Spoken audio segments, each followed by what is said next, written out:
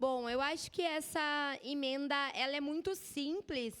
Ela, inclusive, está ligada a algo que a gente já vem debatendo nessa casa, relacionado à questão da transparência. A vereadora Sandra Boneto apresentou um projeto de lei no qual a bancada do Partido dos Trabalhadores e diversos outros vereadores desta casa assinaram, que é para sempre que a gente tiver a destinação de subsídio, a gente tenha a transparência para onde irá esse recurso.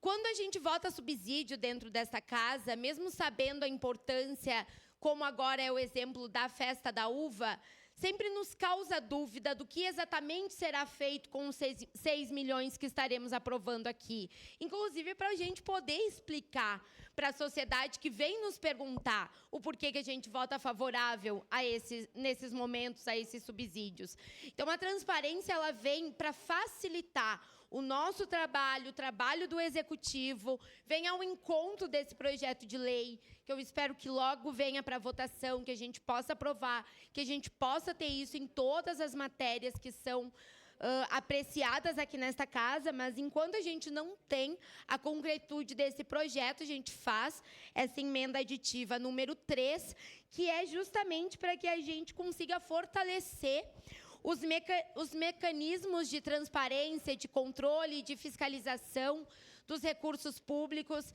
Então, esse é o objetivo da emenda. Acredito que esse não seja um problema para nenhum de nós, principalmente para o governo, que tenho certeza que tem o maior interesse em ser transparente com o funcionamento da Festa da Uva, dos recursos, uma festa que merece o nosso apoio, que merece a nossa atenção, que gira a economia de Caxias do Sul, que promove emprego, renda, cultura, uma festa que tem todo o nosso apoio, mas que a gente também quer que tenha toda a transparência. Uma parte, vereador. Uma parte, vereador. Obrigado, vereadora Estela.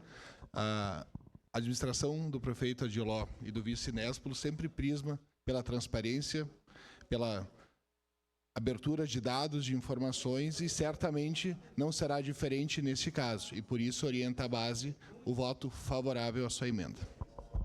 Muito obrigado, vereador João Ex. Fico feliz com essa resposta. Tenho certeza que era isso mesmo que a gente esperava por parte do governo. Muito obrigado.